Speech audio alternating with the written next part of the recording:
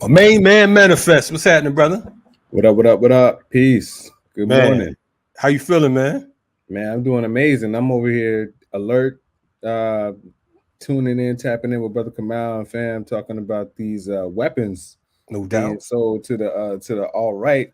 Yeah, man. It's real in the field. Yes, yes, yes. Love what y'all got going on the morning show. That's the way Hey, you wake man. up.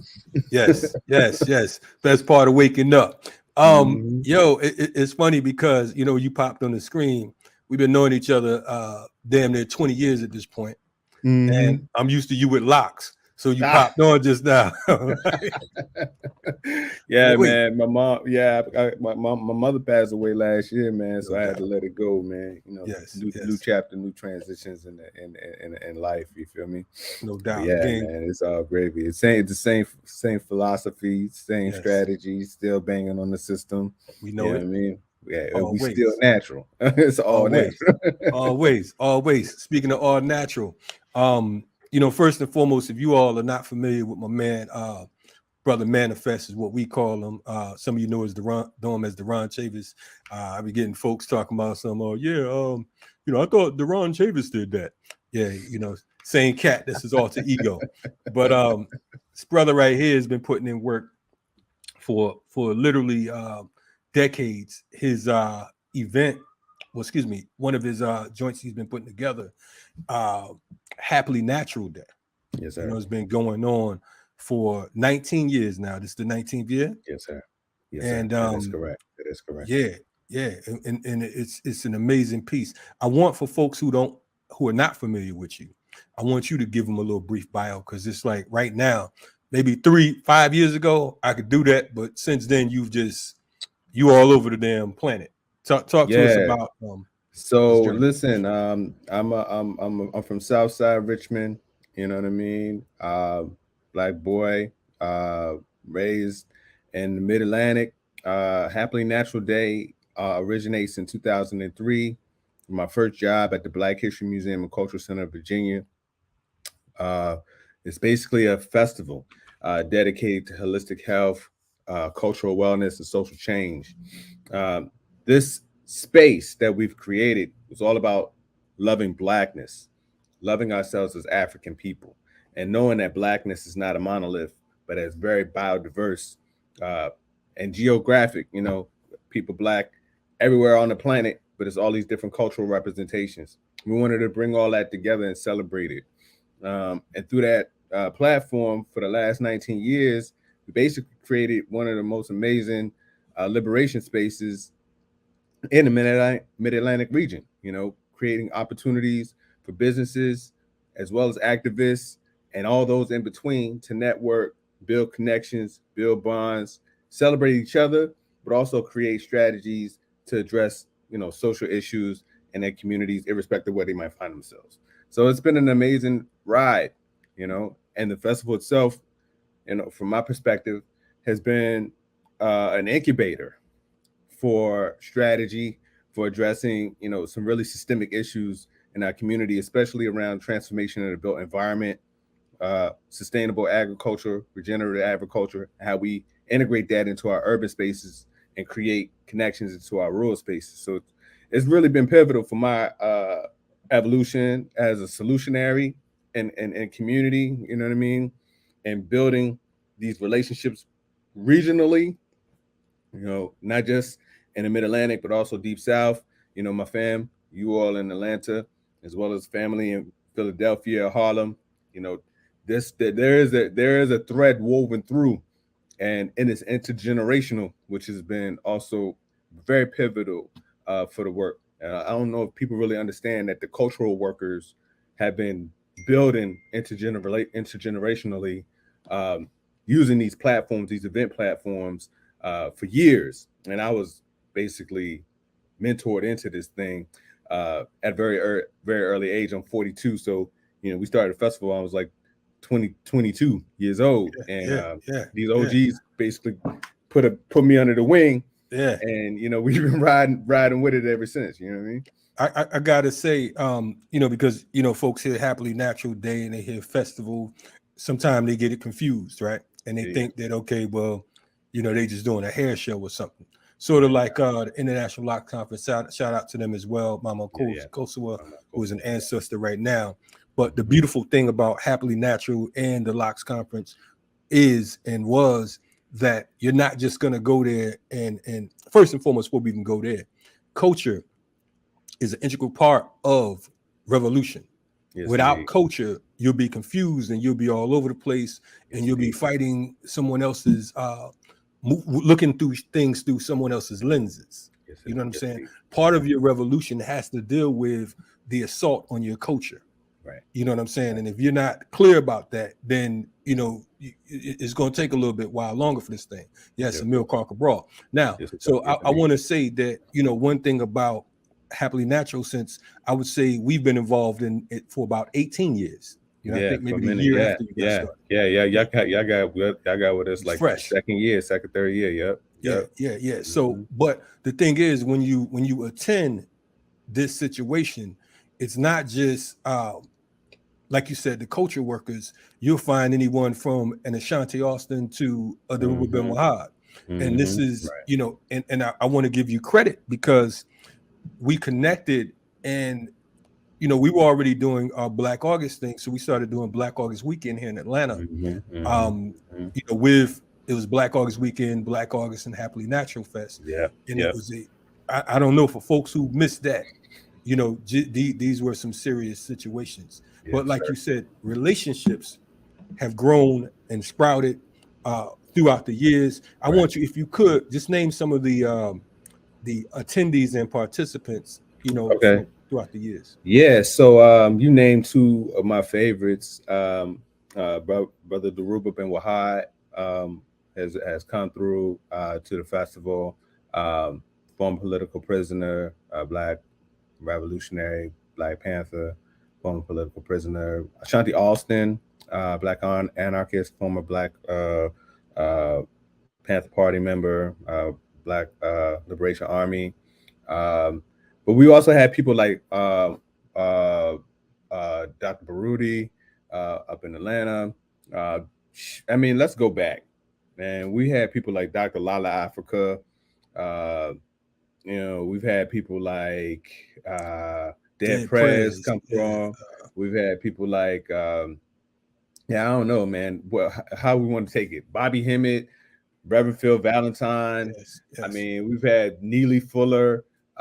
We've had, what I'm saying? It's just like the list is very long. I mean, recently, Leah Penniman came through for the last time we did the festival. It was a digital version, and we had Baba Malika Kini from out of Detroit, Leah Penniman from upstate New York with her book Farming While Black. So it's really a congruence of Black revolutionary energy, right? And touching on the different spectrums of what it means to be active in this work. So it's not just like, health and wellness, and it's not just like natural hair.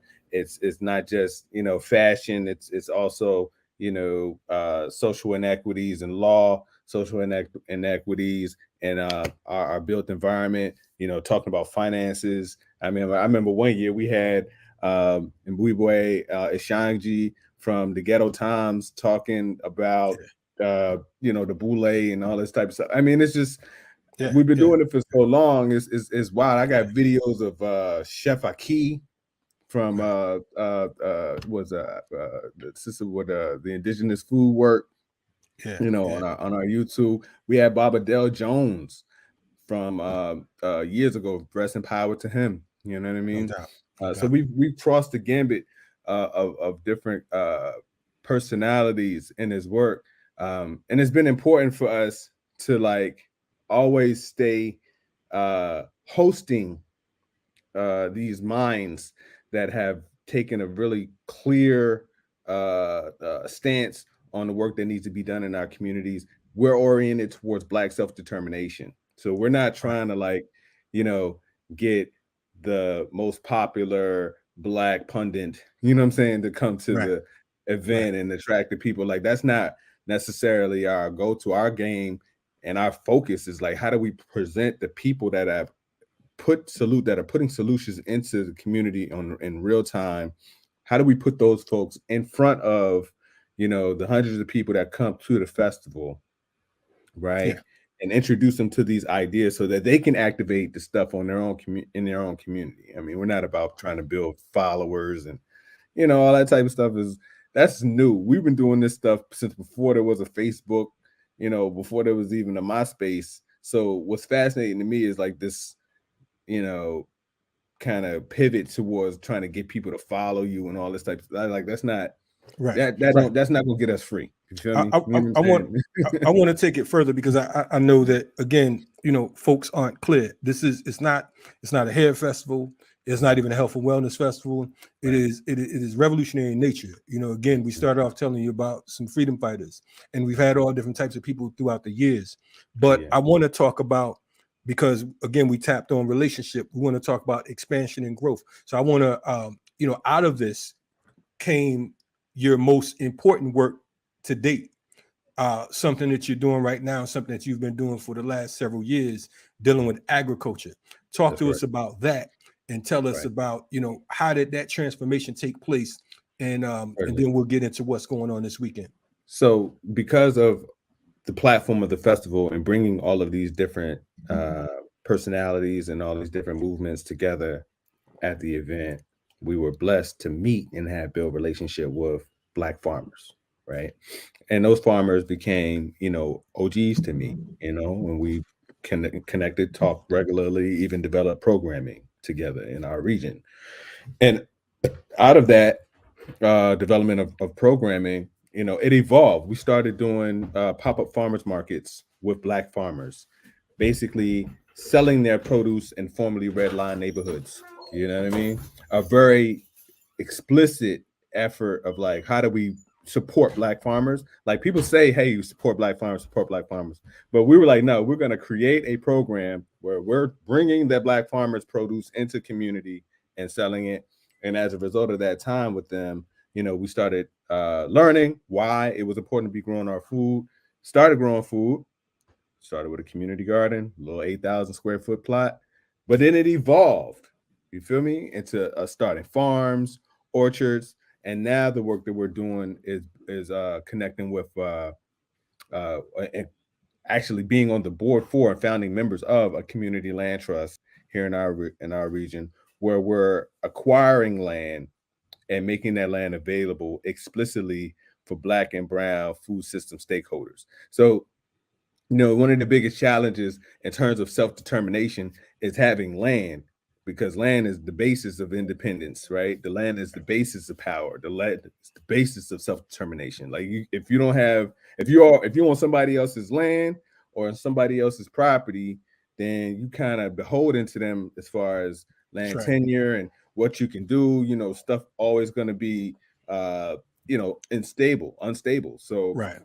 trying to create that power base where we actually have control over space, you know what I mean, in perpetuity. And I'm not talking like 5 years, I'm talking like forever. Like, we got this is ours. We can build infrastructure, we can build systems. And I think that's one of the most critical pieces that has come out of our work with Happily Natural Day, is just the focus on the development of systems to deliver solutions to our community, and represent and recognizing the intersectional nature of these systems, right? Land being the basis that gives us a foundation for housing, it gives a foundation for food, for production. You know what I mean? If we have control of land, then we can do all these things. And so we're blessed at this moment, man. We just got 5 acres of land in Petersburg, Virginia. We've been raising money for the last couple of months. We also got 80 acres of land in Amelia County, Virginia, which is about 45 minutes away from the I city like of how you start Richmond. off with 5 acres and then you like, folks like, 5 acres is nothing. You be like, we also got 80 acres. But go ahead, keep on moving. and we're working on a 9-acre development on the outskirts of the city, uh, uh, where we're developing a neighborhood, which is called, well, the concept is called an agrihood, where we developing a farm and building affordable housing that will use the farm as an amenity. So Okay. cumulatively, we're talking about we're operating in, influence of almost 100 acres in the last 2 years, uh, Powerful. explicitly. You know what I mean? Talking about Black self-determination. Like, this is none of this is like, we're not sugarcoating it, right? It's like, yo, Right. Black people need land, and we need control of land for ag purposes and housing purposes. And this is the work. And that's it. And I want to give you some more credit. Brother Manifest, or Duron, as you all know him, Duron Chavis and the Happily Natural Day family is also assisting us, FTP movement, with the whole liberation housing situation. So they're actually fiscal sponsors for what it is we're doing now. And we have some exciting news on that we're not going to announce just yet. But yes, liberation housing, this is part of that particular piece as well. I want to, because we got a couple more minutes, we have some other guests, but I want you to talk about some of what's taking place this weekend, if you could, and Thank you very much. let people know to bring their asses to Richmond if they're within a 100-mile radius. Yeah, if you in DMV, you need to be in Richmond, VA this weekend. We got an amazing lineup for the 19th annual Happily Natural Day. We got Ron Finley, which is an amazing persona. This brother, the gangster gardener, for all of us in the Black community that's been getting hype around urban agriculture and growing our own food. This guy kind of like came in and lit a match to this stuff about 5, 6, 7 years ago. You know what I mean? And it's been, a real amazing thing to watch. He's out on the West Coast, so this is one of the first times that he's one of the very few times that he's been out on the East Coast. So we got him coming to chop it up with the people. We got my brother Kalanji coming. Definitely big emphasis on what is Black August. You know what I mean? My sister Taj Anwar. We'll be talking about Black maternal health and the disparities that our sisters are facing in the hospitals and the hells of America. We also got Baba Balagoon Ojeteri with the African Martial Arts Institute. We're going to be doing the intro into African martial arts. We have some talks with my brother Michael Carter, a junior of Carter Farms and Africulture. We're going to be talking about Black land matters, like this, like the whole conversation we just had a few minutes ago. Like, why is it important for us to be focused on land and not just on some old buy back the block stuff? I want to put a pin in that, make sure I say that this is not no buyback the block. This is another level. Like, how do we create community control of land and take land out of the speculative market and make it permanently in community control, right? And how do we make sure that our communities can build on that land and have land tenure? Like, that's the energy. So that's some of the performances wise. My man Timbo King from Royal Fam Wu-Tang affiliates is coming through. Haven't seen him in 100 years. Okay. Something got to give in his biz. That's the homie. He's coming through, rocking out with us. My man Derek 320. It's just a host of energy. Oh, and then vendors. It's gonna be over 30 vendors from all over the place. Just all types of good energy. And then music, man. We're just gonna rock out.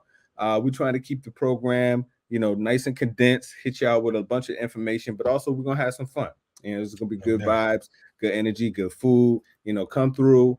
Come network with your people. This is kind of like a if I could say, it's a Black family reunion, but for social justice advocates. I'm gonna throw it in there like that. You know what I mean? Yeah. This is the type of family reunion that we need when we talking about we got to address these issues in our community, right? And I don't know folks that's from the 757, but I live in the Mid-Atlantic. I live in DC, or I live in Northern Virginia, or I live in North Carolina. I don't know folks that's in Baltimore. So like, I'm coming to this space in the middle. You know what I mean? So we can build these bridges. Yeah. So hey, man, we're gonna have you back on, but definitely this Saturday, all roads point to Richmond, Virginia, and the time and the place real quick, my man. It is 5th District Mini Farm, 2208 Bainbridge Street, right? Check out thenaturalfestival.com for all the details. It is from 11 to 10. We're going all day long. And then the next day, you can come check us out. We're doing a brunch at Sankofa Community Orchard. So you can just vibe out with us on some relaxed tip and meet some of the folks that's been rock with us on the festival. So yeah, man. Look forward to seeing y'all, man. Can't wait to see you, brother. Without a doubt. Same here. To kick it with y'all here on the morning show. No question, man.